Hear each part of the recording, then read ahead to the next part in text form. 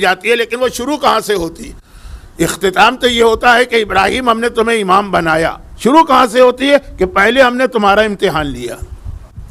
ابراہیم جیسے نبی جو خلیل خدا کہلاتے ہیں، ان کا بھی امتحان لیا گیا ہے، تو ہم اور آپ کیا ہیں؟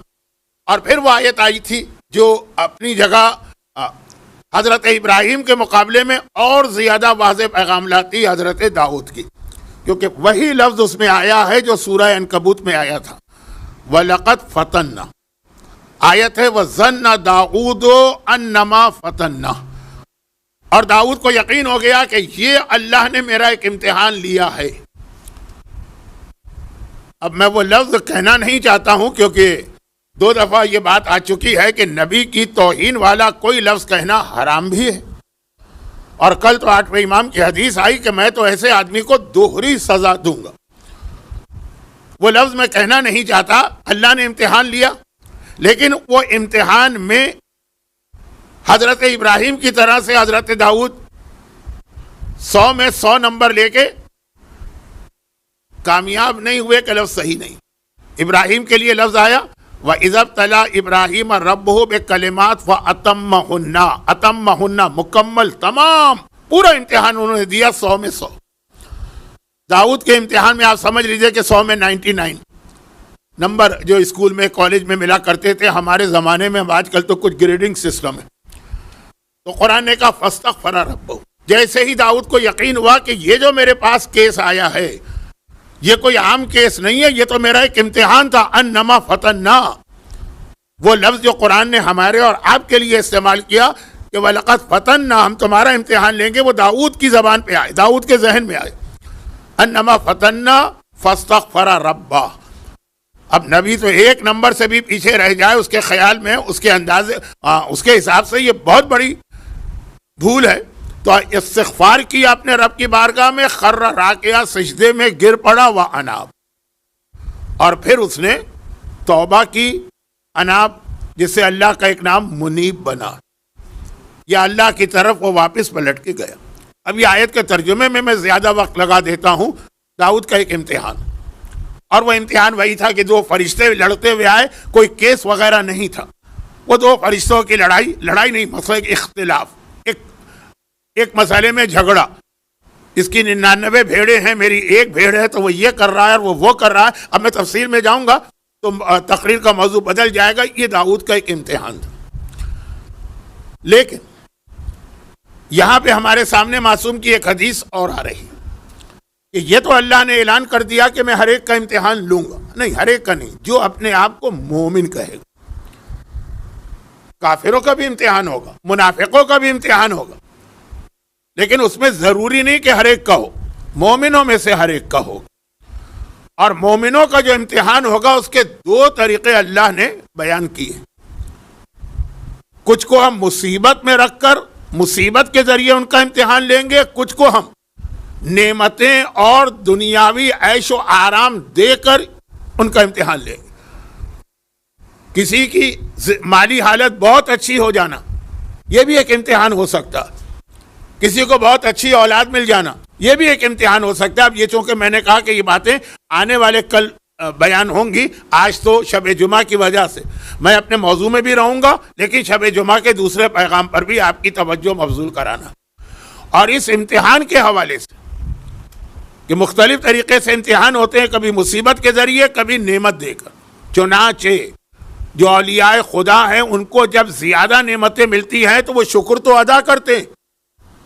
جیسے مصیبتیں آتی ہیں تب بھی وہ شکر ادا کرتے ہیں، لیکن جب نعمتیں ملتی ہیں شکر ادا کرتے ہیں، لیکن ڈرتے بھی ہیں کہ یہ جو ہمیں اتنی نعمتیں مل رہی ہیں کہیں ایسا تو نہیں ہے کہ یہ ہمارا امتحان ہو. اور پھر یہ بات کل ہوگی.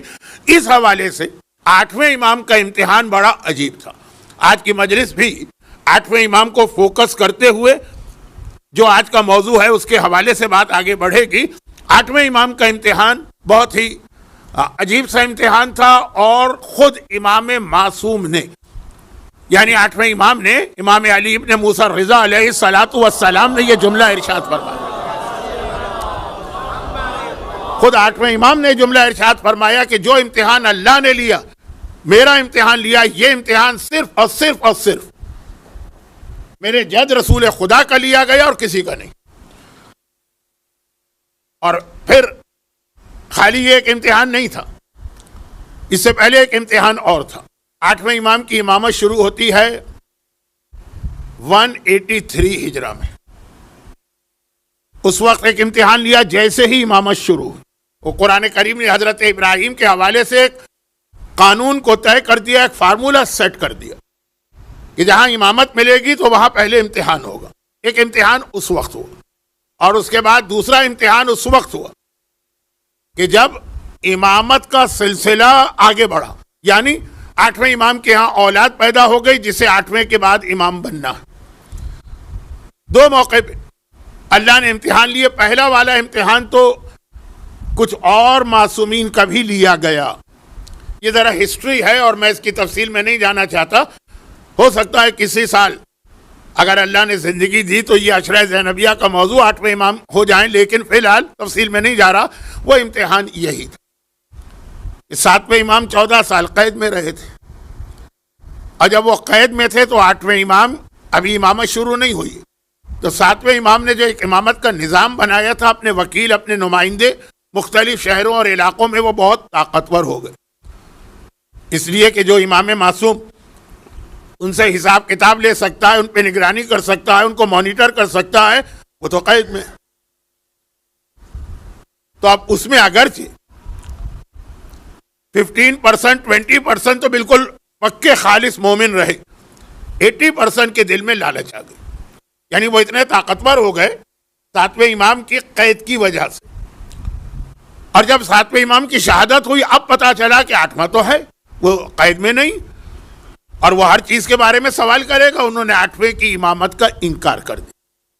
اب یہ دو امام ایسے ہیں جن کی امامت کا انکار، دیکھیں ہر امام کی امامت کا تو زمانے والوں نے انکار کیا، مگر یہ دو امام ایسے ہیں جن کی امامت کا جب انکار کیا گیا تو جو عام شیعہ تھے نا وہ بہت کنفیوز ہو گئے. ایک خود 7ویں امام، کیونکہ 7ویں امام کی امامت کی مخالفت کرنے والوں میں ان کے اپنے بھائی شامل ہیں.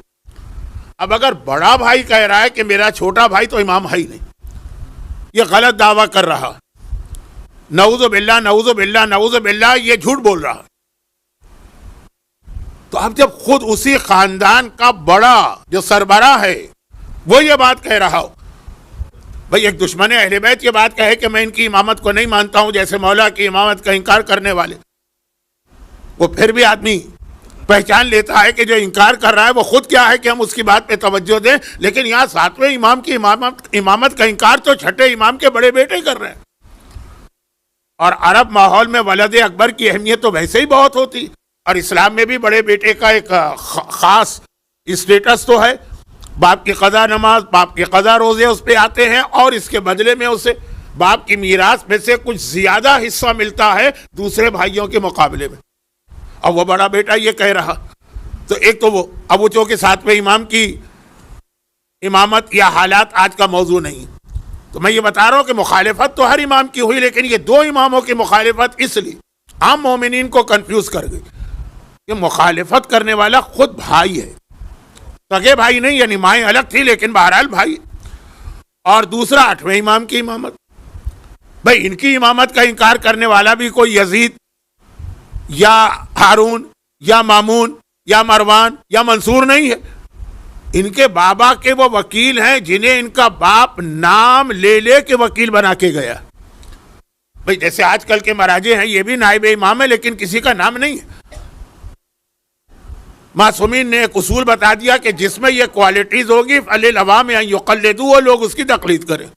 نام نہیں لیا کہ یہ ہے ہمارا نائب، لیکن 7ویں امام نے تو نام لے کے کہا یہ میرا نمائندہ ہے مدینے میں، یہ میرا نمائندہ ہے کوفے میں، یہ میرا نمائندہ ہے بصرے میں، اور اس طرح 7واں مقرر کر کے گیا. اور وہ یہ کہہ رہے ہیں نمائندے کہ یہ 8واں غلط بیانی کر رہا ہے. دلیل اس کے لیے بڑی یعنی پیاری دلیل لے کر ہے. پیاری میں کہہ رہا ہوں کہ بعض چیزیں ایسی ہوتی جو شرعاً غلط ہوتی ہیں، عوام کے ذہن اسے قبول کر لیتے ہیں. وہ جو کل میں بات اسی سے شروع کر رہا تھا، کلموا الناس علی قدر عقولہم، کبھی آپ غلط بات بھی کہیں لیکن عوام کے معیار کے مطابق کہیں، لوگوں کی عقل میں آ جاتا ہے، اپیلنگ دلیل ہوتی ہے. اب اگر کوئی یہ کہہ دے کہ اس کائنات میں رسول اللہ کے بعد مولا کی عظمت و فضیلت اور رتبے میں کوئی شک ہے تو مومن تو شک کر ہی نہیں سکتا. خود 8ویں امام کی کتنی حدیثیں اس حوالے سے ہیں. یہ بھی 8ویں امام کی حدیث ہے کہ میرے جد ایک دن میرے دادا کو دیکھ کے کہہ رہے تھے کہ یا علی میں نے جب اللہ سے خصوصی دعا مانگی تو تیرے لیے دعا مانگی کہ اے خدا 5 جگہوں پر علی کو میرے ساتھ رکھنا. وہ جو ایک مشہور حدیث اور اس کا جو کہ پہلا جملہ میری آج رات کے موضوع کا حصہ بننے والا ہے. جب میں اب اپنی قبر سے اس حالت میں نکلوں، یہ 8ویں امام کے الفاظ ہیں. کتاب کا حوالہ میں کل دے چکا ہوں. اگرچہ ہر مومن جانتا ہے کہ کتاب میں کوئی حدیث آ جانا دلیل نہیں ہے کہ یہ حدیث صحیح، لیکن بہرحال یہ والی حدیث صحیح کہ جب میں اپنی قبر سے نکلوں اپنے بالوں سے مٹی جھاڑتا ہوا. یہ لفظ کہنے کی رسول کو ضرورت نہیں تھی، لیکن قبر کے حوالے سے جو پیغام بھی اس میں ضمناً مل رہا کہ قبر اتنی ایک سخت چیز. اللہ کے رسول کہہ رہے ہیں کہ جب میں قبر سے اپنے بالوں سے مٹی جھاڑتا ہوا نکلوں تو اے علی تم میرے ساتھ ہو اور اللہ نے میری یہ دعا قبول کر. پیغمبر عام جملہ بھی کہہ سکتے تھے کہ جب میں میدان قیامت میں آؤں تو تم میرے ساتھ آؤ. نہیں، جب میں اپنی قبر سے اس حالت میں نکلوں کہ اپنے بالوں سے مٹی کو جھاڑ رہا ہوں. اور اس میں وہ پیغام بھی آ گئے کہ ہمارے اور آپ کے جسم تو قبر میں جا کے گلتے ہیں اور سڑتے ہیں، نہ ہمارے سر ہوں گے نہ بال ہوں گے، لیکن سینکڑوں سال بھی گزر جائے نبی اور امام کا جسم محفوظ رہتا ہے. لیکن یہ تو موضوع کہیں اور جا رہا ہے، واپس آئی. اور پھر مثلاً یہ کہ جب پھر حساب کتاب کا موقع ہے، میزان ترازو، وہاں پر جب میں کھڑا ہوں تو اے علی تم میرے ساتھ ہو، اللہ نے میری یہ دعا بھی قبول کر. اور جب اللہ مجھے میدان قیامت میں علم دے گا، لوائے حمد، تو وہ تیرے ہاتھ میں ہو، یہ اللہ سے دعا مانگی اور اللہ نے دعا بھی قبول کر لی. اور پھر جب مجھے کوثر ملے تو اس کو ساقی کا فریضہ تم ادا کرو اور اللہ نے میری یہ دعا قبول کر لی. اور جب جنت میں میری ساری امت جائے تو قیادت تم کرو، تم آگے چل رہے ہو، تمہاری وجہ سے میری امت تمہارے پیچھے پیچھے جائے، اللہ نے یہ دعا بھی قبول کر لی. یہ 8ویں امام کی حدیث. اور ایک نہیں، حدیثوں کا ایک سلسلہ چلا آ رہا. وہ بھی 8ویں امام کی حدیث تھی جو کل میں نے وقت کی کمی کی وجہ سے روک دی. وہ بھی بہت مشہور حدیث. ایسی بہت ساری حدیثیں ہیں. یہ تو پورا ایک، جیسا میں نے کہا، کشرہ ہو سکتا ہے 8ویں امام کی زبان سے اپنے دادا علی کے وہ فضائل جو پیغمبر نے بیان کیے ہیں، اس میں یہ ایک حدیث بھی. اور یہ حدیث میں بھی میں ایک وضاحت کل کر چکا ہوں، ایک وضاحت میں نے آج تقریر کے شروع میں کر دی. وضاحت نہیں کی، اشارہ کیا. کل میں نے کیا عرض کیا تھا کہ بعض اوقات 2 معصومین اس طرح بات کرتے ہیں کہ ہم کو ایسا لگتا ہے کہ ایک تو جانتا ہے چیزوں کو، دوسرا نہیں جانتا. اور پھر میں نے رسول خدا کی مثال دی کہ سفر معراج میں جبرائیل سے پوچھ رہے ہیں کہ یہ کیا ہے، یہ کیا. بات کل آ چکی. اور آج حضرت داؤد کا واقعہ، 2 فرشتے ہیں، دونوں کو پتا ہے حقیقت کیا. بلکہ یہ کہیے کہ کوئی کیس ہے ہی نہیں. بھئی فرشتوں کے پاس بھیڑ بکریاں نہیں ہوتی. سورہ سورہ 7 یہ اس کا پورا اس میں واقعہ. 2 فرشتے لڑتے ہوئے آ رہے ہیں کہ ایک کہتا ہے میرے 99 بکریاں ہیں، بھیڑیں ناجا بھیڑیں، اور دوسرا کہتا ہے میری 1 بھیڑ ہے اور یہ میرا بھائی، ہم دونوں بھائی ہیں، یہ میری بھیڑ پہ قبضہ کرنا چاہتا ہے. نہ اس کے پاس کوئی بھیڑ ہے نہ اس کے پاس کوئی بھیڑ. لیکن فرشتے اس طرح سے آ رہے ہیں کہ جیسے واقعاً کوئی ایک سیریس کیس ہے، کیونکہ مسئلہ وہاں داؤد کا امتحان تھا. تو یہ ایک طریقہ ہوتا ہے. رسول 8ویں امام فرما رہے ہیں. اچھا، یہ جو حدیث ہے 8ویں امام کی، یہ والی، یہ حدیث بھی تقریباً اسی انداز کی ہے. اور اس کے بعد جو اب حدیث میں پڑھوں گا آج کی رات کی وجہ سے، شب جمعہ 2 راتیں پہلے جو میں اعلان کر چکا تھا، وہ حدیث بھی اسی انداز کی ہے جس انداز کی حدیث سلسلۃ الذہب ہے.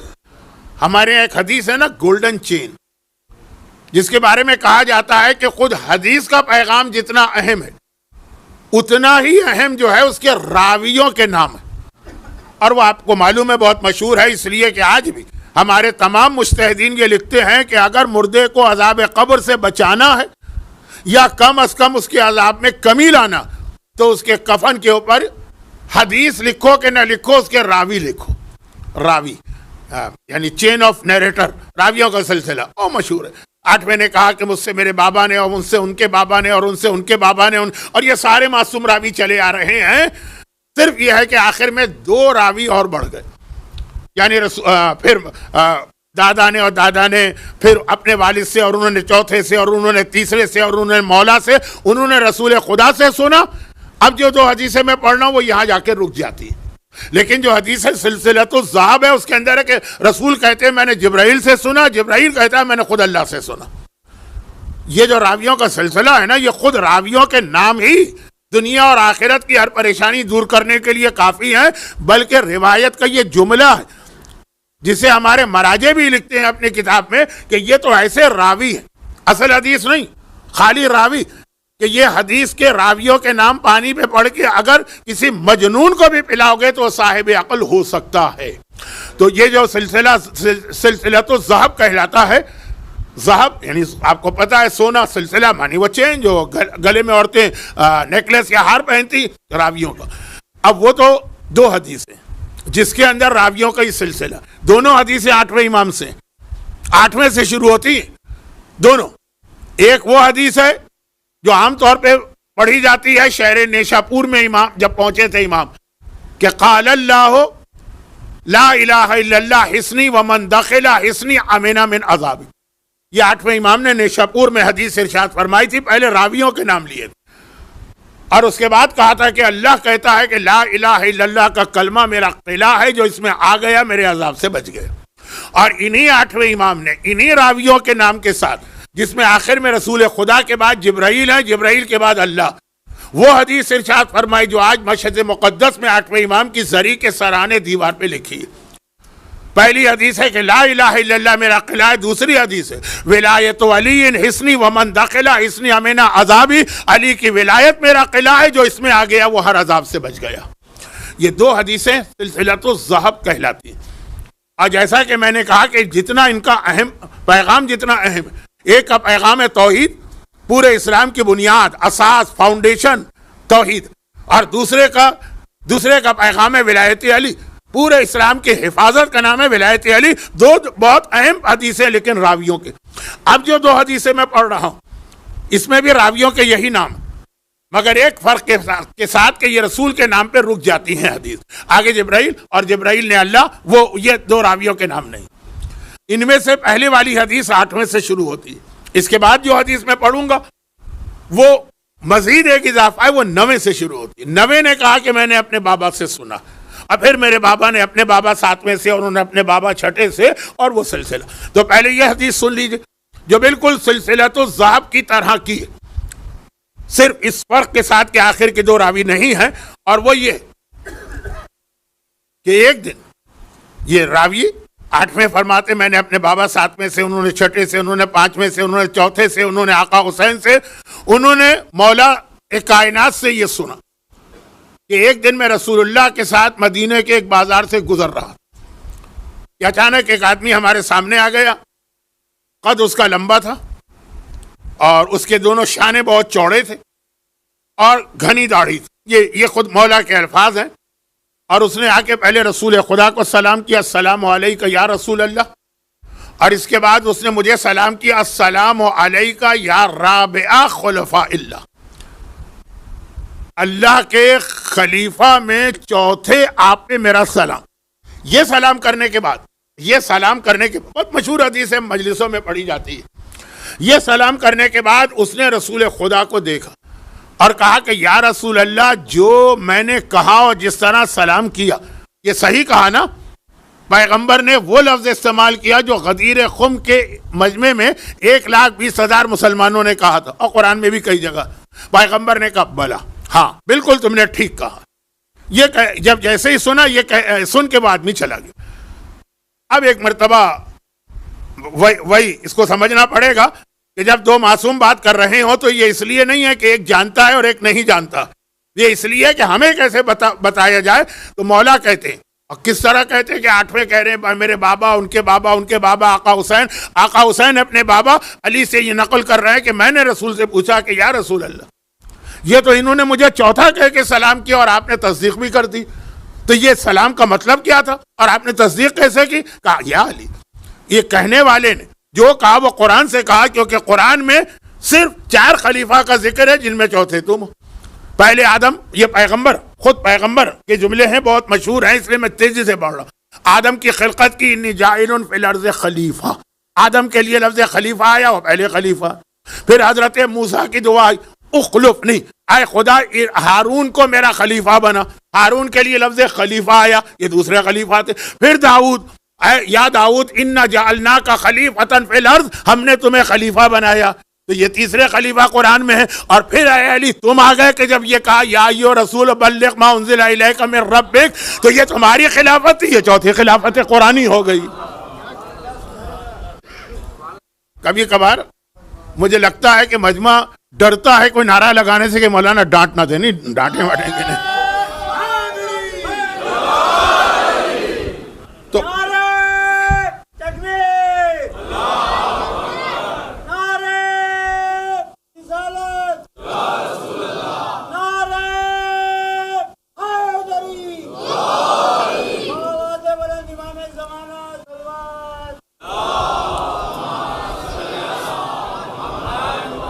تو یہ حدیث تو آپ نے بہت سنی ہے کہ قرآن میں 4 ہی خلیفہ آئے ہیں اور اس اعتبار سے چوتھے ہیں، لیکن یہ پوری روایت بازار مدینہ کے واقعے سے آخری جملے تک جو ابھی نہیں آیا، آخری جملہ ابھی نہیں آیا، تو جس وقت مولا نے کہا کہ یا رسول اللہ یہ تو مجھے چوتھا کہہ کر گیا اور آپ نے تصدیق بھی کر دی، تو کیا ہے؟ تو پیغمبر نے پہلے بتایا۔ اچھا اب یہ ایسا تو نہیں ہے نا کہ ہم اور آپ قرآن جانتے ہیں اور مولانا جانتے ہو، یہ پیغام ہم تک کیسے پہنچتا؟ اس لیے سوال کیا۔ پھر رسول نے کہا کہ اے علی تم نے پہچانا یہ کون تھا؟ کہا یا رسول اللہ آپ بہتر جانتے، کہا یہ خضر نبی تھے جو تمہاری خلافت کا اعلان بازار مدینہ میں کر کے گئے۔ روایت بازار کی ہے، بازار میں ہر وقت مجمع رہتا ہے۔ تو اب یہ بھی 8ویں امام کی حدیث ہے۔ تو میں یہ عرض کر رہا تھا کہ اس طرح سے جب فضائل بیان کیے جاتے ہیں اور کثرت کے ساتھ 8ویں امام نے فضائل بیان کی، تو میں نہیں بھولا کہ میں نے یہ بات کہاں سے شروع کی تھی۔ تو اب یہ ہے کہ مولا کی فضیلتوں میں تو کوئی شک ہی نہیں، لیکن اب ان فضیلتوں کو سہارا بنا کر اگر کوئی غلط دلیل جذباتی انداز میں پیش کرے تو عام مومن جو ہے بہہ جاتا ہے اس کے اندر۔ کلم الناس علی قدر عقولہم، لوگوں سے ان کی عقل کے مطابق بات کرو۔ پیغام تو دیا جا رہا ہے ہمیں اور آپ کو، لیکن فائدہ اٹھاتا ہے شیطان بھی۔ اب یہ کہا جائے دیکھو علی اتنے افضل ہے، علی کی یہ عظمت، علی سے بڑا کوئی ہے نہیں، علی کے بغیر کوئی عبادت قبول نہیں، تو یہ کیسے ہو سکتا ہے کہ نماز بغیر ذکر علی کی اور اس کے بعد پھر نماز میں تبدیلیاں کی جائیں؟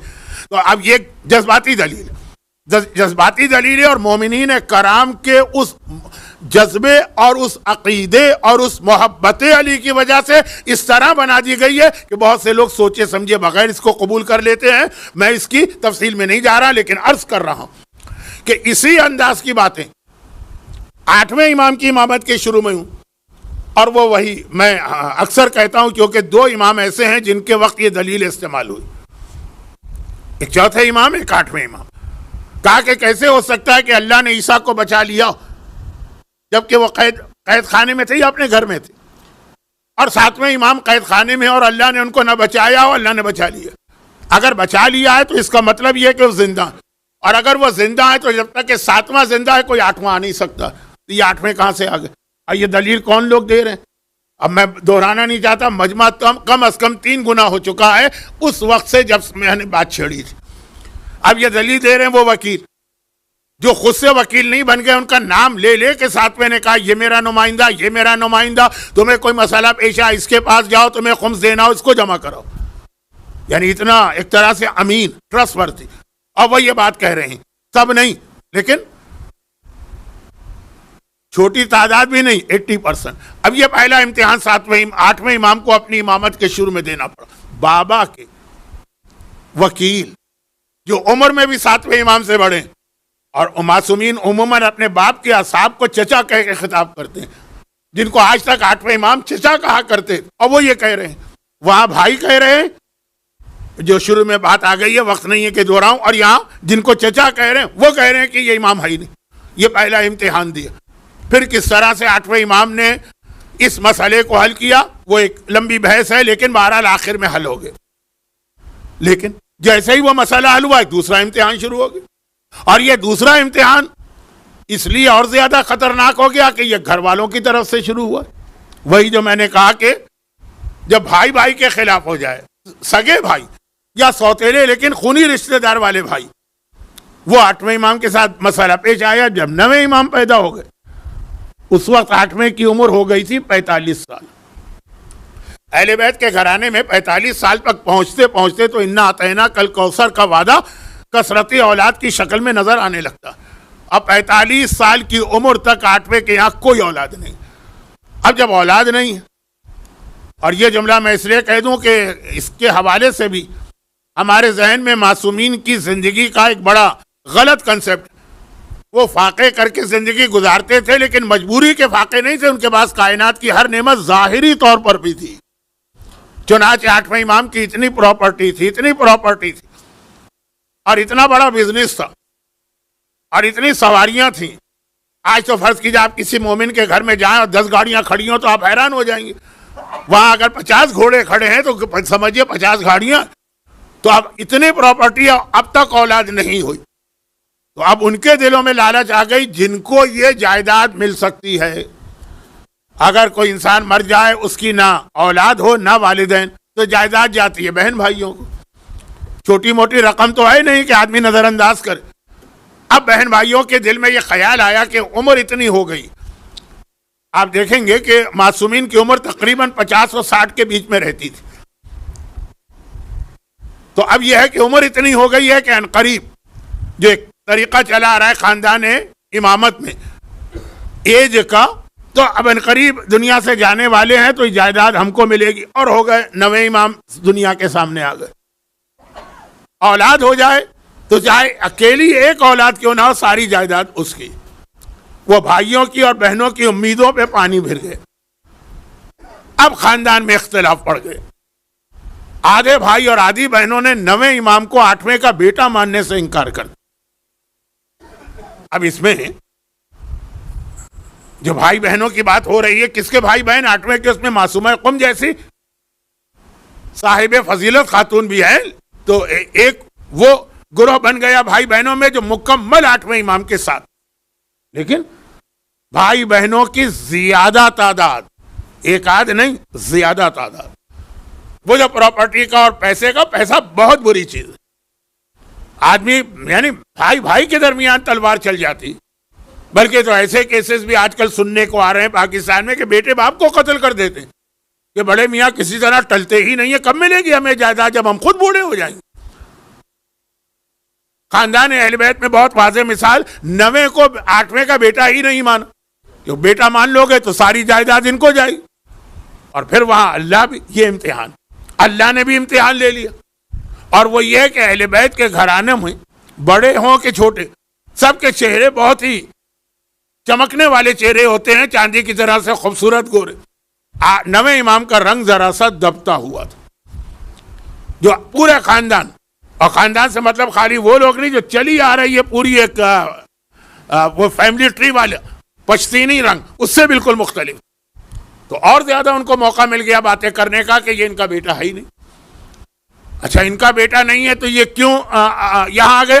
کہا کہ ہم سے 8ویں پہ کون الزام لگا رہا ہے؟ ان کا اپنا بھائی. کون الزام لگا رہا ہے؟ ان کی اپنی بہن. سب نہیں، معصومہ قم جیسی بہن بھی ہیں لیکن کچھ. کہا کہ یہ ہم سے اتنا جلتے ہیں کہ ہمیں جائیداد سے محروم کرنے کے لیے پتہ نہیں کہاں سے ایک بچے کو لے آئے، اڈاپٹ کر لیا اور اپنا بیٹا کہہ کے مشہور کر دیا تاکہ جائیداد اس کو ملے.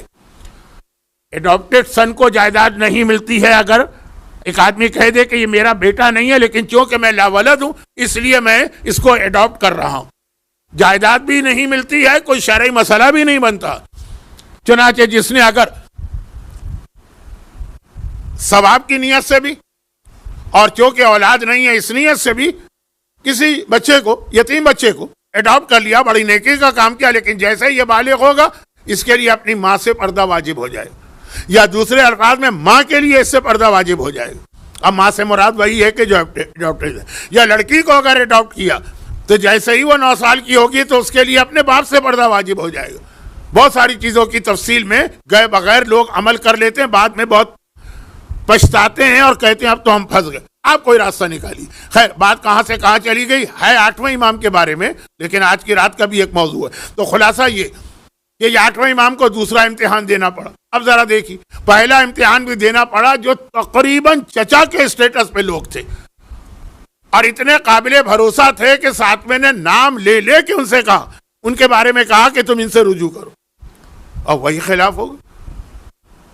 اور کیسا الزام لگا دیا کہ جھوٹا دعویٰ امامت کر رہے ہیں، نعوذ باللہ. 8ویں وہ امتحان دیا تو یہ جھوٹا دعویٰ آ گیا کہ جسے یہ اپنا وارث قرار دے رہے 9واں امام، وہ امام نہیں، کیونکہ ان کا بیٹا ہی نہیں.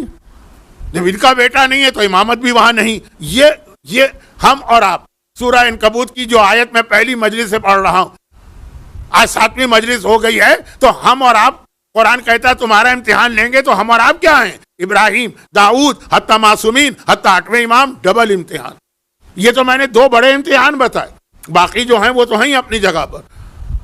مگر ان سارے امتحانات کے درمیان 8واں اپنے چاہنے والے اور ماننے والوں کو ایک پیغام بار بار دے رہا.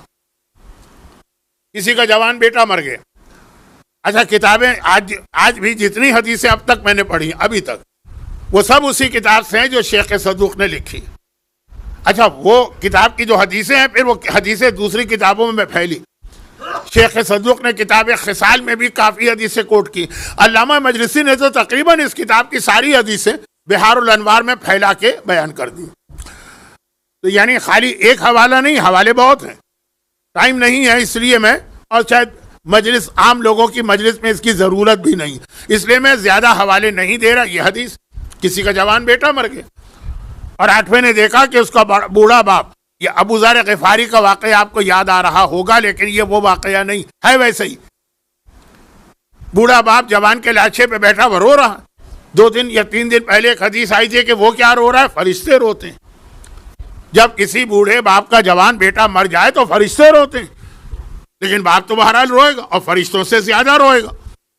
اور امام نے اس کو دیکھ کر کہا اس پر رو رہا، اور اس کا خیال نہیں کرتا کہ جہاں یہ گیا ہے ایک دن تو بھی وہیں پہ جائے گا. اس کے لیے کوئی تیاری کی؟ بیٹا مر گیا ہے، پرسے کا وقت ہے، اس کو تسلی دینا ہے، دلاسا دینا. اور امام کہہ رہے ہیں کہ یہ تو گیا، تو بھی تو جانے والا ہے، وہیں جانے والا ہے جہاں یہ گیا. تو کیا تو اس کے لیے تو کوئی تیاری کر کے بیٹھا؟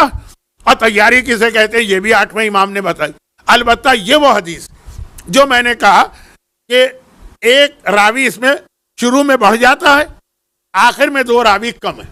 آخر والے راوی تو میں بار بار بیان کیا، شروع کا راوی بھی بتا دیا کہ یہ حدیث اصل میں 9ویں امام سے آئی. اور کس نے سنی ہے 9ویں امام سے؟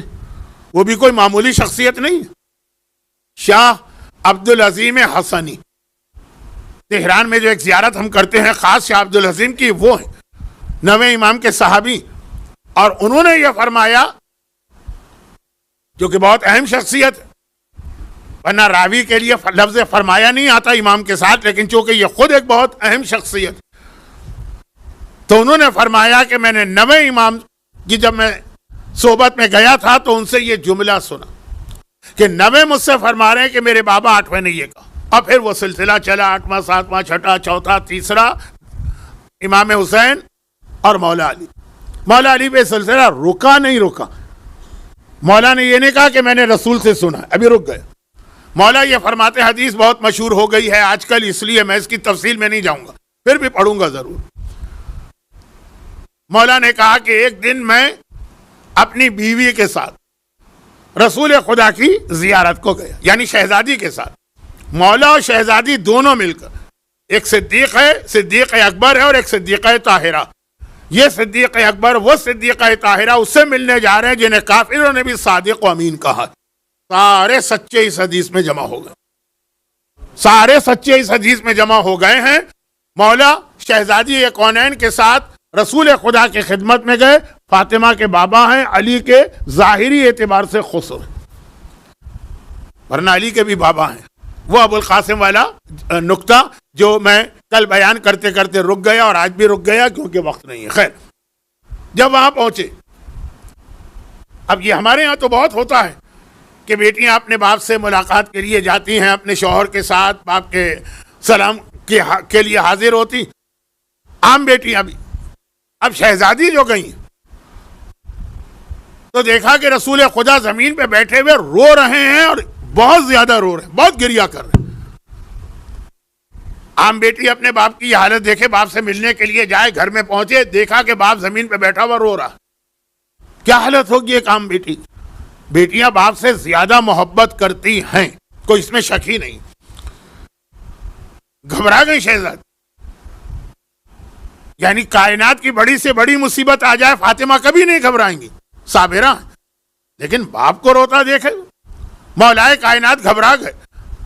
دونوں نے ایک زبان ہو کے کہا یا رسول اللہ یہ آپ اس وقت کیوں رو رہے ہیں. تب وہ حدیث شروع ہوئی جو شب جمعہ کی وجہ سے میں آج مختصر کر کے اس لیے پڑھ رہا ہوں کہ خواتین ذاکرات نے یہ حدیث عورتوں کو بہت زیادہ سنا دی اور مرد حضرات بھی سنتے ہیں. پیغمبر نے کہا کہ اے علی اور اے فاطمہ مجھے اس وقت معراج کا سفر یاد آ رہا, اور اس معراج کے سفر میں نے اپنی امت کی 11 عورتوں کو اس حالت میں دیکھا تھا کہ جب بھی وہ منظر میری آنکھوں کے سامنے آتا ہے میں بے اختیار رونے لگتا ہوں. رو رہے ہیں رسول, خالی حدیث نہیں سنا رہے, روتے ہوئے سنا رہے. شہزادی نے طلب کے کہا تو بابا اپنے امت کی عورتوں کو کس حالت میں دیکھا. اب پوری حدیث آپ کو یاد آ گئی, لیکن یہاں پہ 2 چھوٹے فارمولے سن لیجئے, پھر میں حدیث کو آگے بڑھاؤں گا. پہلا فارمولہ یہ ہے کہ ہمارے اصول سے, ہمارے اصول کا مطلب یہ ہے کہ ہمارے عقیدہ اصول دین شامل ہے کہ اللہ عادل ہے, اور عادل کا مطلب یہ ہے کہ اگر ایک جرم 2 آدمیوں نے کیا ہے تو دونوں کو ایک جیسی سزا ملے گی اگر جرم ایک جیسا. یہ ہمارا عقیدہ نہیں ہے جو بعض مسلمانوں کا ہے کہ اللہ قادر مطلق ہے, جو چاہے کر دے. وہ چاہے تو یزید کو بھی جنت میں بھیج سکتا ہے, اور چاہے تو, میں نام نہیں لینا چاہتا, بڑی قابل احترام شخصیت کو بھی جہنم میں بھیج دے. وہ اللہ جو چاہے کرے. ہمارے یہاں اللہ عادل ہے. تو ایسا نہیں ہے کہ اس انداز سے اللہ نظام چلائے گا تو جو جرم عورت نے کیا وہی جرم اگر مرد نے کیا تو یہ حدیث مردوں کے لیے. ایک بات. دوسری بات, دوسرا فارمولہ دیکھیں, وقت میں وقت ضائع بھی کر دیتا ہوں, خود میں مانتا ہوں. دوسری بات, مردوں کو تو نہیں کہیں گے ہم, بیٹوں کو جائیداد میں بیٹیوں سے ڈبل حصہ ملتا, تو ذمہ داری بھی ڈبل ہوتی ہے, اور شاید اس حوالے سے پھر سزا بھی ڈبل ہو. کئی مسئلے ہیں اسلام کے, چونکہ وقت نہیں ہے تو میں اس کی تفصیل میں نہیں جا رہا, جہاں ایک ہی جرم کی سزا عورت کے لیے کم رکھی ہے, مرد کے لیے زیادہ رکھی. اگر کوئی شخص اسلام لانے کے بعد دوبارہ کفر میں چلا جائے وہ واجب القتل ہے اگر مرد ہے. عورت قتل نہیں ہوگی, وہ جیل میں ڈالی جائے گی. جرم دونوں نے ایک جیسا کیا ہے. اور مثالیں دوں گا تو آج جو اصل موضوع ہے وہ رہ جائے گا. تو اب مرد اگر جائیداد میں ڈبل حصہ لے جاتے ہیں تو امام نے کہا نا کہ ذمہ داریاں بھی ڈبل ہیں. وہ حدیث بھی آپ کو یاد ہے, ابو ہاشم جعفری بہت مشہور صحابی, 11ویں سے نقل کی, اور کہا مولا مگر یہی جواب تو چھٹے نے دیا تھا. تب امام نے کہا کہ مجھ میں اور ان میں کیا فرق ہے, جو وہ کہیں گے وہ میں کہتا ہوں, جو میں کہہ رہا ہوں وہی وہ کہیں گے. ایک ہی سوال تھا, اور وہ یہ تھا کہ مردوں کو ڈبل حصہ کیوں ملتا ہے. کہا اس لیے کہ نان و نفقے کی ساری ذمہ داری مردوں پر ہے, عورتوں کو بالکل اس سے بری کیا ہوا ہے. تو اگر فیسلٹی زیادہ دی جا رہی ہے تو ذمہ داری بھی زیادہ ہے, تو ہو سکتا ہے کہ جو یہ ہے تو مردوں کو یہ ڈبل سزا ملے. اچھا, اب ایک ضمنی بات سن لیجیے. 8ویں امام کے ایک بھائی ہیں زید, جو تاریخ میں کہلاتے ہیں زید النار. اب آپ کو پتا ہے کہ نار مانے آگ. یہ زید النار کیوں کہلاتے ہیں, اس کی 2 وجوہات کتابوں میں. ایک وجہ تو یہ ہے کہ انہوں نے جب مامون رشید کے خلاف اعلان بغاوت کیا تھا, کس زمانے میں جب 8ویں امام آ چکے تھے مرو, مدینہ خالی تھا, انہوں نے مدینہ کے اندر امامت کا دعویٰ نہیں کیا, بغاوت کا اعلان کر دیا کہ وہ حکمران ظالم ہے تو میں اس کے خلاف اعلان کر رہا ہوں. اور پھر جتنے بھی مامون کے ماننے والے مدینے میں تھے ان کے گھروں کو آگ لگا دی. تو مشہور ہی ہو گئے زید النار, یا مدینہ ہے یا بصرہ, بہرحال شاید بصرہ ہے, اب کنفیوز ہو رہا ہوں میں, لیکن بہرحال جس شہر میں انہوں نے اپنا موومنٹ شروع کیا پہلا کام یہ کیا کہ عباسیوں کے گھروں کو آگ لگا, تو مشہور ہو گئے آگ والے زید, آگ والے زید. کیونکہ زید نام کے 50 آدمی ایک وقت میں ایک شہر میں رہتے تھے. اچھا ایک اور وجہ بتائی جاتی ہے کہ نہیں یہ بڑے خوبصورت, ان کا چہرہ جو تھا وہ آگ کی طرح سے چمکتا تھا, اس لیے زید الناس. جو بھی ہو, پھر آخر اتنی بڑی حکومت سے ٹکرانا آسان تو نہیں تھا نا, چنانچہ آخر میں گرفتار ہوئے, گرفتار کر کے مرو لائے گئے کیپٹل. مامون نے کہا کہ فرزند رسول یہ آپ کا بھائی ہے, میں اس کے بارے میں کوئی فیصلہ نہیں کرتا, یہ آپ کے حوالے, جو دل چاہے آپ کا آپ کیجئے, چھوڑنا چاہیں چھوڑ دیں, سزا دینا چاہیں سزا دیں, واقعہ لمبا نہ ہو جائے. خلاصہ یہ ہے کہ جب یہ یہاں پہ پہنچے تو یہ شہر والوں کے لیے ایک امام زادہ, 8ویں امام کو دیکھ رہے ہیں, پھر ایک اور امام زادہ آ گئے, بڑی عزت مل رہی, سادات کرام کا ہاتھ چوما جا رہا ہے, لوگ پیر چھوتے ہیں. ہمارے آج بھی سندھ و پنجاب میں کلچر ہے پیر چھونے کا, بڑی عزت مل رہی. اور یہ ہر محفل میں بیٹھ کے کہہ رہے تم لوگ کیا ہو, تم سارے کے سارے امتی ہو, تمہاری تو کوئی حیثیت ہی نہیں ہمارے آگے, ہم رسول کی اولاد ہیں, ہمارے لیے جہنم کی آگ حرام ہے. الگ عقیدت میں سن لیتے ہیں. 8ویں امام کو اطلاع ملی, کہا اچھا اب اگر کہیں یہ بات کہہ رہا ہوں مجھے اسی وقت بتانا. شہر بہت بڑے بڑے نہیں ہوتے تھے پہلے زمانے. مولا آج بھی وہ ایک محفل میں بیٹھے یہ بات کہہ رہے ہیں, 8ویں امام پہنچے اور کتنے غضبناک ہو کے پہنچے. واقعہ اگر میں یہ خود پڑھ رہا ہوتا, آج کا موضوع ہوتا تو تفصیل بتاتا, اور پھر کس طرح ڈانٹا سب کے سامنے اپنے اس بھائی کو, اور کہا جو تم کہہ رہے ہو یہ اسلام نہیں. اسلام کے اندر ان اکرمکم عند اللہ اتقاکم, اللہ کے پاس رتبہ تقوی کا. پھر وہ جملہ کہا 8ویں امام, جو کہتے ہوئے امام کا جملہ دہراتے ہوئے میرا جسم کانپ اٹھتا, لیکن وہ بات سمجھانے کے لیے کہہ رہے. کہا کہ ہمیں بھی اگر فضیلت ہے تو تقوی سے, اگر کوئی تقوی میں ہم سے آگے نکل جائے, اگر کوئی نکل جائے, جیسے اللہ نے کہا تھا نا موسیٰ اگر یہ پہاڑ رک جائے تو تم مجھے دیکھ سکتے ہو. اللہ کو کوئی دیکھ ہی نہیں سکتا, وہ پہاڑ روک نہیں سکتا. کہا اگر تقوی میں کوئی مجھ سے آگے نکل جائے تو مجھ سے زیادہ صاحب فضیلت بنے گا. یہ تم کیا عقیدہ پھیلا رہے ہو کہ ہم کچھ بھی کریں, امام کی اولاد ہیں تو جہنم کی آگ ہم پر حرام ہے. یہ رتبہ صرف امام کی اس اولاد پر ہے جو معصوم ہے, اور جناب زینب کا نام لیا یا ان کی طرح سے, تم اس میں نہیں آتے ہو. اور یہ بھی یاد رکھو کہ اگر تم کوئی نیکی کرو گے تو اللہ تمہیں دوگنا اجر دے گا, کیونکہ تم نے ایک تو نیکی کی, پھر پیغمبر کی عزت بچائی.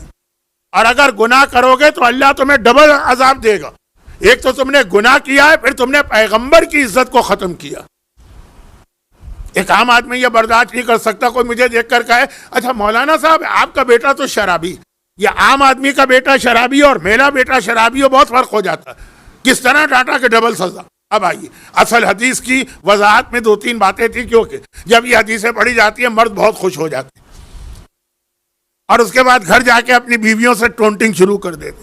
اچھا مومن کا مذاق تو چل جائے گا, مذاق سے زیادہ پیغمبر نے کہا بیٹی فاطمہ میں نے معراج کی رات دیکھا کہ میری امت کی کچھ عورتیں ہیں جنہیں ان کے بالوں سے باندھ کر لٹکایا گیا ہے, اور وہ چیخ و پکار کر رہی ہیں. بال کھینچے نا, وگ نہ لگی ہو ورنہ آپ کے ہاتھ میں آ جائے گی, لیکن اگر اصلی بال ہے اور وہ کھینچا جائے بالوں سے باندھا گیا.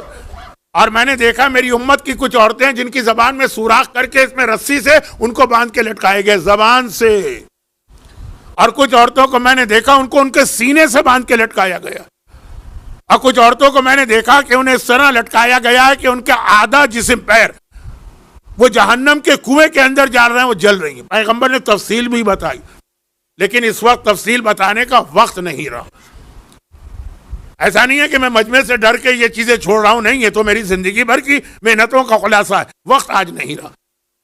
اور پھر بیٹی میں نے دیکھا کہ ایک عورت ایسی کہ جسے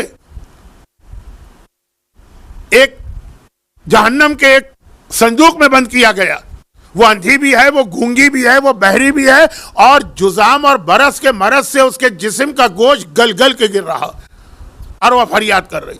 اور میں نے پھر دیکھا کچھ ایسی عورتیں ہیں جنہیں پورا آگ میں رکھا گیا, جیسے باربیکیو کی آئٹم کو آپ اس طرح آگ میں رکھ کے لٹتے پلٹتے ہیں, اور ان کا گوشت کاٹ کاٹ کے ان کو کھلایا جا رہا.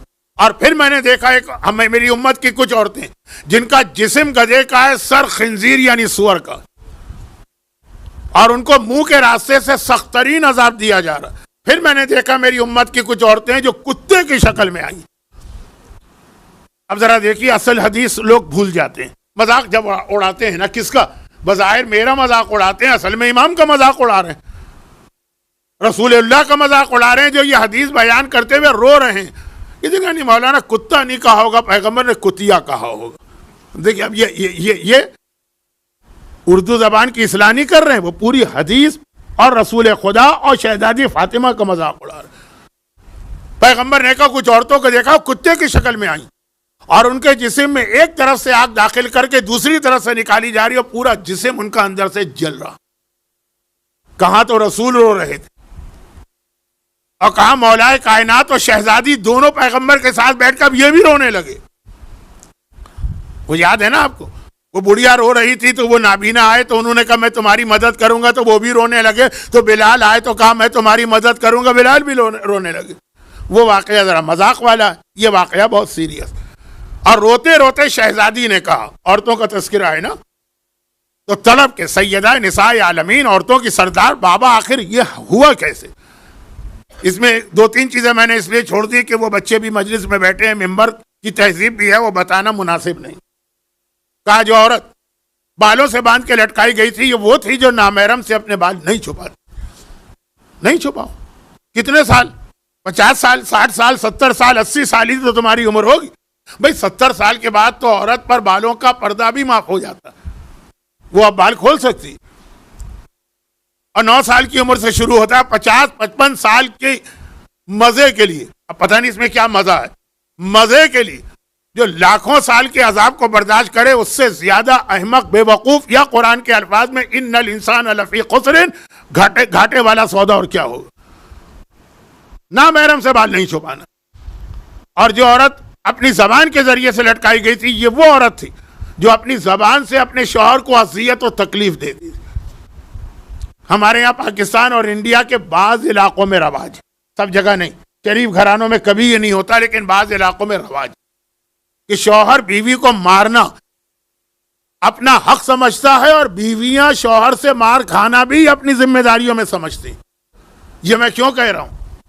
اس لیے کہ میں خواتین کا درس دے رہا تھا, شہر کا نام بھی نہیں لیتا. 15-20 عورتیں, انہوں نے مجھ سے کہا مولانا آپ رات کو مجلس بھی پڑھتے ہیں, خواتین کے درس تو دن کو ہوتے ہیں, آج مجلس میں ضرور پڑھیے گا, ہمارے شوہروں کو بتائیے گا, بے شک ہمیں مارے لیکن اتنا نہ مارے, ذرا کم مارا کر. میں نے کہا اس کے لیے تو ہاتھ لگانا بھی حرام ہے, لیکن وہ اس طرح مجھ سے کہہ رہی جیسے یہ تو طے شدہ بات ہے کہ شوہر کو اختیار ہے کہ ذرا سی بات ہو بیوی کو اس نے ایک تھپڑ جڑا اور مارا. عورتیں کہہ رہی ہیں یہ سمجھ کے کہ یہ تو اسلام میں شاید آ گیا ہے حکم, حرام ہے حرام. اگر اس طرح سے بھی ہاتھ لگا کہ اس کی کھال کا رنگ بدل گیا تو دیت واجب ہے, اور ذرا جا کے دیکھیے دیت کی مقدار کیا ہوتی. لیکن مسئلہ یہ ہے کہ مرد کا ہاتھ کب اٹھتا ہے؟ جب عورت کی زبان نہیں رکتی. یہ زبان شوہر کو اذیت دینے والی عورتیں, کہا کہ ٹھیک ہے وہی بات, کتنے سال زبان کا مزہ چکھا, 50 سال, 60 سال, 70 سال, 80 سال, اور اس کے بعد اس کی سزا کتنی؟ کم سے کم جو ہے مرنے سے لے کے قیامت تک. اب یہ قیامت کی بات چھوڑیے, وہ تو بات کا مسئلہ ہے. اور حدیث رسول روتے ہوئے سنا رہے ہیں, شہزادی روتے ہوئے سن رہی, اور وہ عورت کے جسے سینے سے باندھ کے لٹکایا گیا یہ اپنے شوہر کا حق ادا نہیں کرتی, وہ والا حق جس کے لیے شادی کی جاتی. اور وہ عورت جسے آدھے جسم پاؤں سمیت جہنم کے کنویں میں رکھا گیا, یہ وہ ہے جو بغیر شوہر کی اجازت کے گھر سے باہر جاتی. شریعت کے کتنے ہی مسئلے اجتہاد ہو رہا ہے, مجتہدین کے فتوے ہیں, بدل رہے ہیں. آپ نے 50 سال پہلے کچھ سنا, آج کچھ سنا, اس مسئلے میں کوئی تبدیلی نہیں. بغیر اجازت کے شادی شدہ عورت کے لیے گھر سے نکلنا حرام. اجازت مینس شوہر کی اجازت. اور وہ عورت کہ جسے آگ کے پورے صندوق میں بند کیا گیا, لفظ تھا جہنم کا صندوق. جہنم کا صندوق آگ سے بنایا جاتا ہے. جہنم میں آگ ہی تو ملتی ہے, اور کیا ملے گی؟ کس چیز سے بنائیں گے؟ جس چیز سے بنائیں گے وہ جہنم میں پگھل کے رہ جائے گی. آگ, آگ کا صندوق اس میں بند کیا ہے, گونگی بھی ہے, بہری بھی ہے, اندھی بھی ہے, اور یہ سارا, اور سانپ اور بچھو بھی اس کے اوپر مسلط اس صندوق کے اندر. کہا یہ وہ عورت ہے جو اپنے غسل صحیح نہیں کرتی تھی, گندی رہا کرتی تھی, اور غسل صحیح نہ ہونے کی بنا پہ نمازیں بھی اس کی غلط تھی, اور یہ نمازوں میں لاپرواہ بھی تھی. اب اگر یہی کام مرد کر رہا ہے تو یہی سزا اس کو بھی ملے گی. اور بیٹی فاطمہ وہ عورت جس کے جسم میں آگ داخل کی جا رہی ہے اور منہ سے اور اس کے پہلوؤں کا گوشت کاٹ کاٹ کے اس کو کھلایا جا رہا. یہ وہ عورت ہے جو اپنے پڑوسیوں کے لیے تکلیف کا باعث بنتی. پڑوسی پڑوسی پڑوسی 3 دن موضوع یہ رہا، اگرچہ پوری مجلس نہیں تھی لیکن بہرحال موضوع رہا. اور وہ عورت جس کا جسم گدھے کا تھا اور سر اس کا خنزیر کا تھا اور اس کے سر پہ سینکڑوں عذاب آ رہے تھے، یہ وہ عورت تھی جو دوسروں سے حسد کیا کرتی تھی اور نمامہ تھی. حاسدہ و نمامہ، یہ میں نے کہا کہ پیغمبر ہی کا لفظ عربی کا سنا دو. حاسدہ، حسد کرنے والی. عورتوں میں بہت جیلسی ہوتی، اس نے وہ کپڑے پہنے تو میں کیوں نہ پہنوں.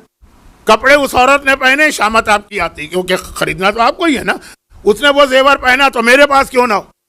اچھا یہاں تک کی بات تو ٹھیک ہے، لیکن جب حسد اس میں آتا، یہاں تک تو حسد نہیں لیکن حسد. اب یہ حسد اتنا بڑا موضوع ہے کہ میرے پاس آج تو وقت نہیں، آج شب جمعہ قبر کو یاد کرنے کی رات ہے، یہ ہوگا قبر. اور نمام ہے، نمام مانے چغل خور، ادھر کی بات ادھر لگانا، ادھر کی بات ادھر لگانا. تو وہ جو ایک اردو کا بہت عامیانہ سا محاورہ، یعنی ذرا سلینگ، چوٹی آئی چیز چھپاؤ، لتری آئی بات چھپاؤ.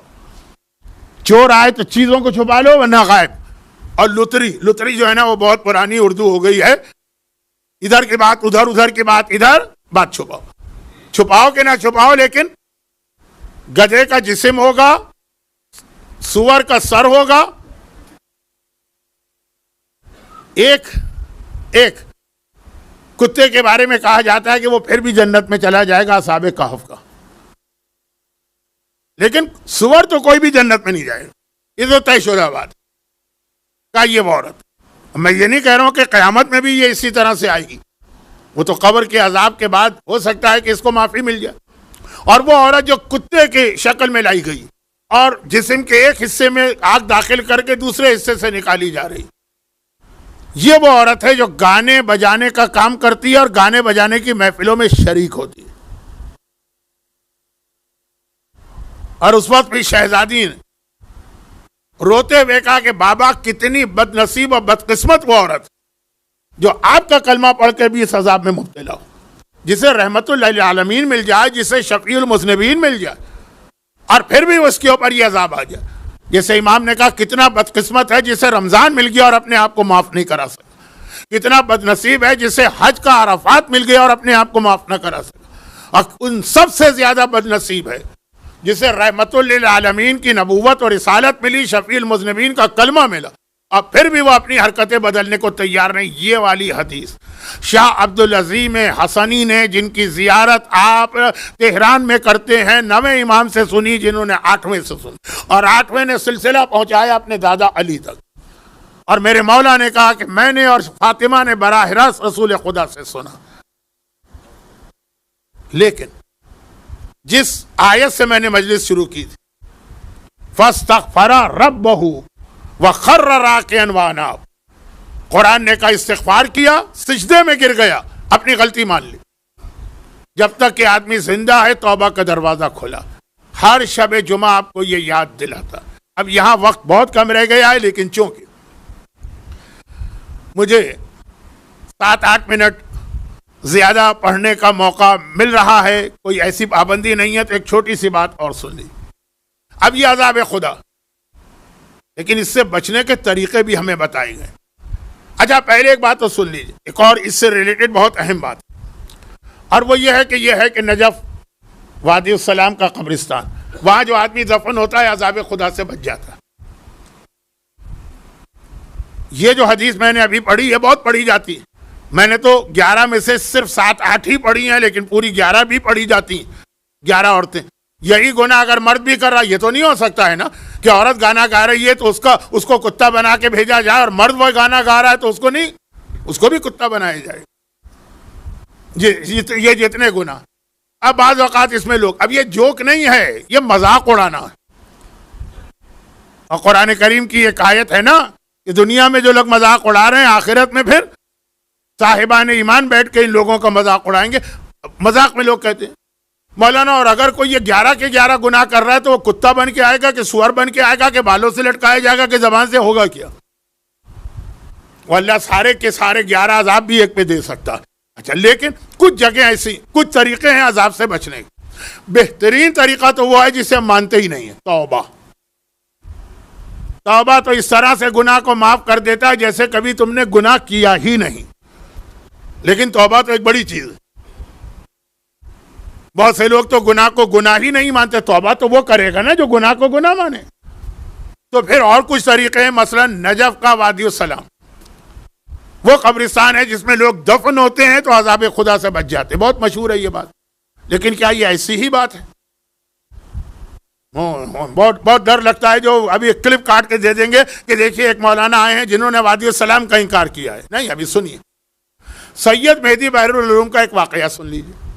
بچے ہیں شاید ان کو یہ کہانی سے بات سمجھ میں آ جائے. سید مہدی بحر العلوم ہمارے ان 2 مراجع میں سے ایک ہے جن کے بارے میں 100% کنفرم ہے کہ وہ امام زمانہ سے ملاقات کر چکے ہیں، نہیں کرتے تھے. تاریخ تشیعت میں محمد ابن یعقوب کلینی سے لے کر آج آغا سیستانی تک جتنے بڑے مرجی اور مجتہدین گزرے سب کی ملاقات امام سے ہوئی. مگر یہ 2 جو میں ابھی بتا رہا ہوں ان میں اور باقی میں فرق ہے. کیا فرق ہے؟ نمبر 1، جو باقی سارے مراجع سب کے نام لے لیجیے آپ، چاہے وہ کلینی ہوں، چاہے وہ صدوق ہوں، چاہے وہ مفید ہوں، چاہے وہ توسی ہوں، چاہے وہ علی ہوں، اور چاہے وہ محسن حکیم ہوں، چاہے وہ آغا بروجردی ہوں، وہ سب کی ملاقات امام سے ہوئی 1 مرتبہ، بہت ہوا تو 2 مرتبہ. یہ 2 جو علماء ہیں ان کی ملاقات امام سے سینکڑوں بار ہوئی. ایک دوسری بات، وہ جتنے مراجع ان کی ملاقات امام سے اس وقت ہوئی جب امام نے چاہا. یہ 2 مراجع ایسے ہیں کہ جب ان کا دل چاہتا تھا یہ خدمت امام میں پہنچ جاتے. یہ 2 عظیم مرجع.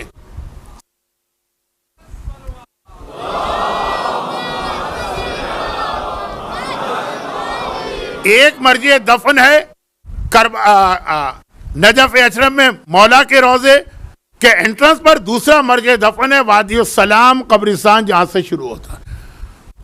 پہلا مرجع مقدس سے اردبیلی. جب آپ مولا کی زری کی زیارت کو جاتے ہیں تو رائٹ سائڈ پہ علامہ ہلی، لیفٹ سائڈ پہ مقدس سے اردبیلی مردوں کے لیے، عورتوں کا تو انٹرنس نہیں. اور وادی السلام کا قبرستان جو شروع ہوتا ہے شیخ توسی کی قبر سے. مولا کے روضے سے آپ نکلے، باب توسی سے سامنے ہی الٹے ہاتھ کے اوپر سب سے پہلی جو بلڈنگ ہے وہ ایک مسجد ہے جس پہ 2 گنبد، اس لیے کہ وہاں 2 قبریں. ایک شیخ توسی کی ہے جنہوں نے نجف کا حوضہ بنایا، اور ایک سید مہدی جن کا واقعہ بحر العلوم کہلاتے ہیں، علوم کا سمندر، اوشین آف نالج، یہ اسی میں دفن ہے. اکثر مومنین وہاں جاتے ہیں اور نظر انداز کرتے ہوئے آگے بڑھ جاتے ہیں. وہ ایک ہی مسجد ہے، اس کے اندر یہ 2 قبریں. خیر، یہ سید مہدی بحر العلوم جب چاہتے تھے امام سے مل لیتے تھے، اور ایک بار نہیں ملے سینکڑوں بار ملے. یہ بیٹھے ہوئے ہیں مولا کے روضے کے صحن میں درس دے رہے ہیں. اجتہاد کا درس جو ہے نا وہ اسی طرح مسجدوں میں یا مولا کے روضے کے صحن میں ہوتا کہ ایک شخص بہت پریشان آیا اور آنے کے بعد کہنے لگا پرانا زمانہ ہے، 12 ہجرہ ان کا سن وفات، 1212 یعنی تقریباً 250 سال پہلے. خاصا یہ آدمی مالدار تھا، لیکن اس کا زیادہ مال جو تھا وہ کیش تھا. پرانے زمانے میں کیش کہاں رکھیں؟ بینک تو تھے نہیں، لاکر تو تھے نہیں، چوریاں ہوتی تھیں تو اپنے گھر میں حفاظت سے رکھتے تھے. لیکن اگر کہیں سفر پہ جانا تو اب اتنا سارا پوری زندگی کا جو اثاثہ ہے وہ تو سفر میں لے کے نہیں جا سکتے، ڈاکو بھی بہت، تو کسی کے پاس امانت رکھواتے تھے. اسلام میں امانت کی بہت اہمیت. تو نجف میں ایک شخص بہت ہی متقی، بہت ہی پرہیزگار، ہر آدمی اس کے قسم کھائے، اور وہ سچا متقی تھا. ایسا نہ ہو کہ آپ یہ سمجھیں کہ وہ کوئی جھوٹا یا فراڈیا، سچا. وہ لوگوں کی یہ خدمت کرتا تھا. بہت ثواب ہے اس کا، لوگوں کی امانت رکھنے کا ٹائم بالکل نہیں ہے. میں جلدی سے آگے بڑھ رہا ہوں کیونکہ ماتم کرنے والوں کو آج ماتم بھی کرنا ہے، شب جمعہ. خلاصہ یہ ہے کہ وہ کہیں سفر پہ گیا تو اپنے ساری دولت ان کے پاس رکھوا گیا، اس شخص کے پاس، متقی کے پاس. جب واپس آیا پتہ چلا وہ مر گیا. اب مر گیا ہے تو اس کا بھی قصور نہیں. یہ سید مہدی بحر العلوم کے پاس آ کے کہتا ہے کہ میں اس کے گھر گیا اس کی بوڑھی بہن نے دروازہ کھولا، میں نے اس کو بات بتائی، اس نے کہا ہمارے پاس تو کوئی اطلاع نہیں، جو رقم تم بتا رہے ہم اپنے آپ کو بھی بھیج دیں، تب بھی اتنا نہیں دے سکتے۔ اب وہ بھی اپنی جگہ صحیح ہے، بہن بھی، مرنے والا بھی اپنی جگہ صحیح، کہیں اس نے ایسی جگہ چھپا کے رکھا ہوگا نا کہ گھر والوں کو بھی پتہ نہ چلے، کسی کی بھی نیت بدل سکتی۔ اور یہ آدمی جس کی ساری دولت لٹ گئی ہے، یہ بھی اپنی جگہ صحیح۔ کہا کہ آپ کوئی طریقہ بتائیے۔ اب سید مہدی امام سے بھی ملاقات کرتے ہیں، انہوں نے کہا کہ میں خاص دعا تمہیں بتا رہا ہوں، کسی اور کو کبھی نہیں بتانا۔ یہ دعا ایسی ہے کہ مرنے والے کی قبر پہ جا کے پڑھا، یا کوئی بھی مرنے والا وہ قبر سے نکل کے آ جائے گا اور تمہیں تمہارے جو بھی تم کو پوچھنا ہے تم سے کچھ دیر بات کر لے گا۔ اب یہ دعا بتائی۔ نجف میں تو جتنے لوگ مرتے ہیں وہ سب وادی السلام میں دفن ہوتے ہیں، وہ بھی وادی السلام میں دفن تھا، یہ اس کی قبر پہ گئے، قبر تو پتا تھی نا کہ یہ، وہاں جا کے یہ دعا پڑھی، دعا پڑھی تو وہ قبر سے نکلا۔ لیکن یہ دعا پڑھنے والا جو مظلوم ہے گھبرا گیا، یہ تو کوئی اور آدمی نکل کے آ گیا، یہ اس کی قبر ہے۔ گھر والوں نے بتایا، خاندان والوں نے بتایا، یہاں وہاں کوئی اور نکلا۔ بھئی اگر 6 مہینے کے بعد کوئی اور نکلا تو سمجھ میں آتا ہے کہ قبر میں دوسرے مردے دفن ہوتے ہیں، یہ تو ابھی 5 دن پہلے کی بات۔ گھبرا کے کہا تو کون ہے؟ کہا میں ہلا کا رہنے والا ہوں۔ ارے ہلا کا رہنے والا یہاں کیسے آ گیا قبر میں؟ کہا جب میں اپنی قبر میں گیا تو وہ فرشتے آئے جن کو میں گھڑی دیکھ رہا ہوں، جن کو ملائکہ نقالہ کہتے ہیں، یہ پورا ایک الگ موضوع، جن کا کام ہے میتوں کو مرنے کے بعد منتقل کرنا۔ وہ آئے اور آنے کے بعد کہا کہ تو ہلا والے سے، تو اتنا نیک آدمی ہے کہ اگرچہ تو ہلا میں دفن ہوا مگر تیرا رتبہ ہے کہ تجھے وادی السلام میں پہنچایا جائے، ہم تمہیں لینے آئے۔ یہ کہے کہ مجھے لا کے اس قبر میں سلائے۔ تو کہا کہ اس قبر میں کوئی تھا پہلے سے؟ کہا نہیں، خالی قبر تھی۔ اب یہ آدمی واپس آ گیا علامہ مہدی بحر العلوم کے پاس، کہا کہ یہ آپ نے دعا بتائی، قبر تک گیا، مردہ نکلا مگر کوئی اور ہی نکلا، اور وہ دفن ہلا میں ہوا تھا۔ انہوں نے کہا اچھا اب ایک کام کرو، وہ جو آدمی جو تھا جس نے اپنا انٹروڈکشن کرا، اب ہلا جا کے اس کی قبر پہ ہی دعا پڑھو، شاید کچھ پتہ چل جائے۔ چنانچہ یہ ہلا گیا۔ اب نجف اور ہلا کتنا فاصلہ ہے، وہ پہنچ گیا وہاں، اور جو قبر اس نے بتائی تھی مرنے والے نے، اس کی قبر پہ جا کے دعا پڑھی تو قبر سے وہی آدمی نکل آیا جس کے پاس امانت رکھوائی تھی نجف والے۔ اب دیکھا ہاں یہ آگے گھبرا کے پوچھا کہ تم یہاں کیسے؟ کہا کہ میں اللہ سے ایک ہی دعا کر رہا تھا کہ خدا بندہ کسی کو بھیج دے جو میرے مسئلے کو دور کرے، مجھ پر سخت ترین عذاب آ رہا تھا جب میں وادی السلام میں دفن ہوا۔ فرشتے آ گئے، کہا کہ اس کو عذاب دینا، اور وادی السلام میں عذاب آ نہیں سکتا تو اس کو یہاں سے ہلا بھیجو، اور ہلا میں اتنا متقی مومن ہے اس پر عذاب نہیں آنا چاہیے، اس کو وہاں سے یہاں لے کے آؤ۔ میں بہت مختصر کر رہا ہوں واقعے کو کیونکہ اصل چیز پیغام۔ کہا تو اتنا نیک، اتنا متقی، لوگوں کی امانت رکھنے والا، لوگوں کو سروس دینے والا، یہ کیا ہوا؟ کہا مسئلہ جو ہے وہ میری بہن کا، وہ بہن نہیں جو بوڑھی بہن تھی، جو میری چھوٹی بہن، اس کی وجہ سے اس عذاب میں مبتلا ہوں۔ اب یہ آدمی نے کہا کہ اچھا، سید مہدی نے کہا تھا کہ زیادہ وقت نہیں ملے گا اس دعا کے بعد، تو اب اس نے کہا مسئلہ چھوڑو، یہ بتاؤ میری امانت کہاں ہے؟ اس نے بتایا ہاں وہ فلاں جگہ زمین کھود کے میں نے دفن کیے، جا کے وہاں سے لے لو، وقت تو تھا نہیں، تو اس لیے بہن کے مسئلے میں گیا نہیں، اپنی امانت، اور فوراً قبر بند وہ واپس چلا گیا۔ یہ واپس آتا ہے، پہلے تو اپنی امانت زمین کھودی مل گئی، پھر سید مہدی کے پاس آیا، مرجع وقت ہیں، عظیم ترین مراجع میں سے ایک ہیں، وہ اپنی جگہ سے کھڑے ہوئے، کہا چلو اس کے گھر میں جا کے اس کی بہن سے بات کرتے ہیں، اس کا عذاب بیچارے کا دور کروائیں۔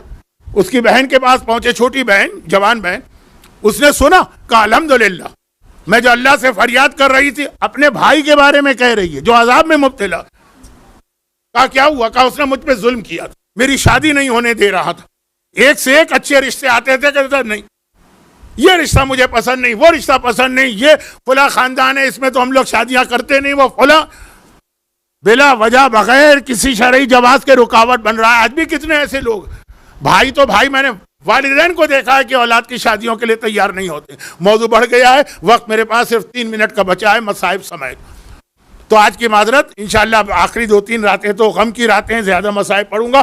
کہا کہ نہیں، میں معاف نہیں کروں گی، زندگی اس نے تباہ کر دی، اس کا حق کیا تھا میرے معاملے میں بولنے کا؟ یہاں تک روایت میں کہ سید مہدی بار بار کہتے رہے کہ بیٹی بیٹی، اسے معاف کر دے. اب تیرا تو جو ہو گیا تو ہو گیا, لیکن وہ عذاب میں مبتلا کا اس سے زیادہ عذاب ہونا چاہیے. آخر جا کے معاملہ اس پہ ٹلا کہ سید مہدی نے ایک بہترین رشتے کا انتخاب کرا کے اس کی شادی بھی کی اور اس کو سارا خرچہ بھی دیا. تب اس نے کہا میں نے اپنے بھائی کو معاف کیا. تو اب یہ جو میں بات کہہ رہا تھا جلدی میں سمیٹ رہا ہوں کہ عذاب خدا سے بچنے کے طریقے ہیں, لیکن یہ گارنٹی کیسے کہ اگر ہم وادی السلام میں دفن ہیں تو وہیں دفن رہیں گے؟ ہو سکتا ہے پہلی رات کو فرشتے نکال پھینکے اور پھینک دے ہمیں ہلا میں یا بھیج دے ہمیں کہیں اور. یہ بھی گارنٹی ہونی چاہیے. اور اس کے بھی کچھ طریقے ہیں, وہ کل آئیں گے. مگر نہیں, اب کل نہیں, صرف ایک جملہ. اس کا ایک طریقہ سنیے اور بات ختم. اور وہ طریقہ ہے کہ خود آٹھویں امام میرا موضوع ہے, ان کی مشہور حدیث ہے من زارنی, جو میری زیارت کرے فی حیاتی زندگی میں اور بعد مماتی یا میری موت کے بعد, میں 3 جگہوں پہ اس کی مدد کے لیے آؤں گا. ایک قبر میں اس کی مدد کروں گا, ایک قیامت کے میدان میں اس کی مدد کروں گا, ایک پل صراط پر اس کی مدد کروں گا.